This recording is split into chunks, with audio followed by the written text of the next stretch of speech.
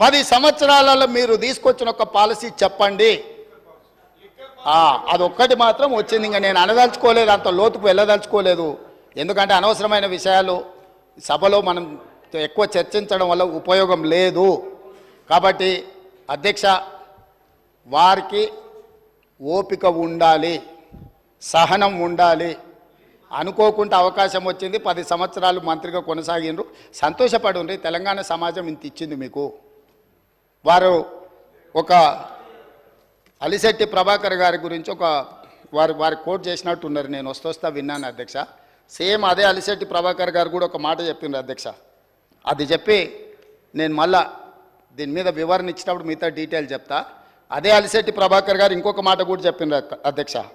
ఒక అడవిలో గుంటనక్కనంట ప్రమాణ స్వీకారం చేసిందట, ఇక ముందు మిమ్మల్ని ఎవరిని మోసగించనని. అడవిలో గుంటనక్క ప్రమాణ స్వీకారం, మిమ్మల్ని ఎవరిని మోసగించనని చేస్తే గుంటనక్కని ఎవరన్నా నమ్ముతారా అధ్యక్ష?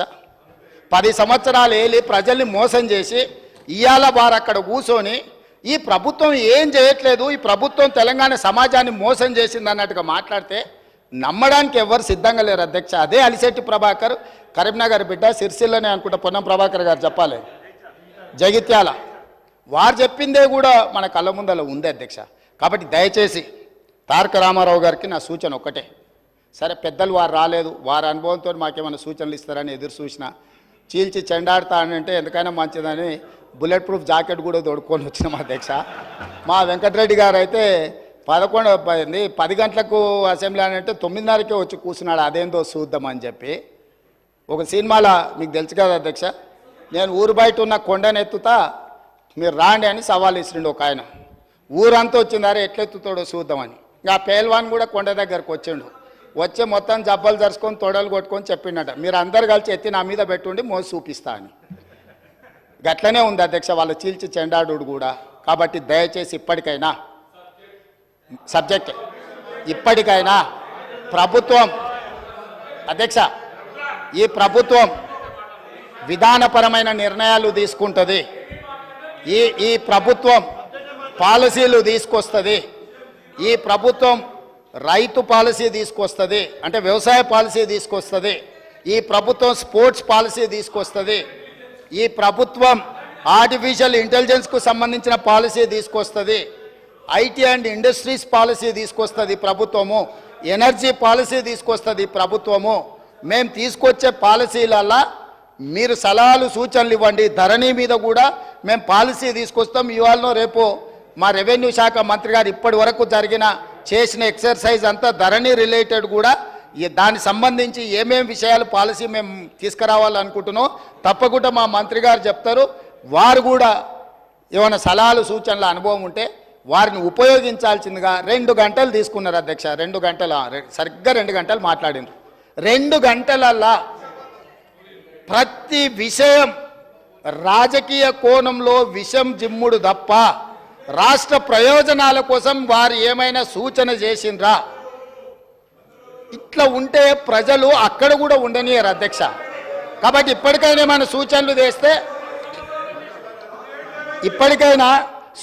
చేస్తే తప్పకుండా, ఎందుకనంటే వాళ్ళు 10 years ప్రభుత్వంలో ఉన్నారు, తెలంగాణ స్థితిగతులు ఆర్థిక వనరులు వాళ్ళకి తెలుసు. కాబట్టి డెఫినెట్గా వాళ్ళ ఎక్స్పీరియన్స్ నుంచి రాష్ట్రానికి ఏదైనా ప్రయోజనం ఉంటే డెఫినెట్గా తీసుకుంటాము. చివరిగా ఒకటే ఉదాహరణ, 95 నుంచి 2004 వరకు చంద్రబాబు నాయుడు గారు కొన్ని విధానాలు తీసుకొచ్చిండు. 2004లో కాంగ్రెస్ పార్టీ అధికారంలోకి వచ్చిన తర్వాత చంద్రబాబు నాయుడు గారి మీద కోపంతోనో ఇంకొకరి మీద కోపంతోనో ఆ విధానాలని మార్చలేదు అధ్యక్ష. వాటిని ఇంకా పెంపొందించి విస్తరించి ప్రణాళికబద్ధంగా దాని మీద మెరుగైన విధానాలు తీసుకొచ్చి అభివృద్ధి చేసింది. కాబట్టి హైదరాబాద్కు మెట్రో వచ్చింది, హైదరాబాద్కు ఔటర్ రింగ్ రోడ్ వచ్చింది, హైదరాబాద్కి అంతర్జాతీయ ఎయిర్పోర్ట్ వచ్చింది, హైదరాబాద్కి ఐటీ కంపెనీలు వచ్చినాయి, హైదరాబాద్కు ఫార్మా కంపెనీలు వచ్చినాయి, హైదరాబాద్కి గోదావరి జలాలు వచ్చినాయి, హైదరాబాద్కి కృష్ణా జలాలు వచ్చినాయి అధ్యక్ష. వాళ్ళు నిజంగానే ఉపయోగపడే పాలసీ ఏదైనా తెస్తే కొనసాగించడానికి అభ్యంతరం లేదు. మేము తెచ్చిన పాలసీల మీద వారేమైనా సూచన చేస్తే సహేతుకమైన సూచనలు సలహాలు తీసుకోవడానికి కూడా మా ప్రభుత్వానికి ఎలాంటి అభ్యంతరం లేదని తమ ద్వారా ప్రతిపక్ష నాయకులకు నేను చెప్పదలుచుకున్నా అధ్యక్ష.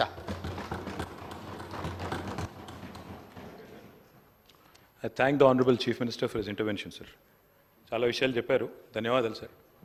గౌరవ ముఖ్యమంత్రి గారికి నేను అనేది ఒకటే సార్, మీరు పాలసీలు తెస్తామన్నారు. ఇప్పటివరకు తెచ్చిన పాలసీ అయితే ఇది లేదు. మీకు ఇప్పటివరకు ఏ పాలసీ లేదు. జలసీ తప్ప కేసీఆర్ అంటే ఏ పాలసీ లేదు మీకు. అది మీ ప్రారంభం, మేము చేయగలిగింది ఏం లేదు. అధ్యక్ష వారే అన్నారు.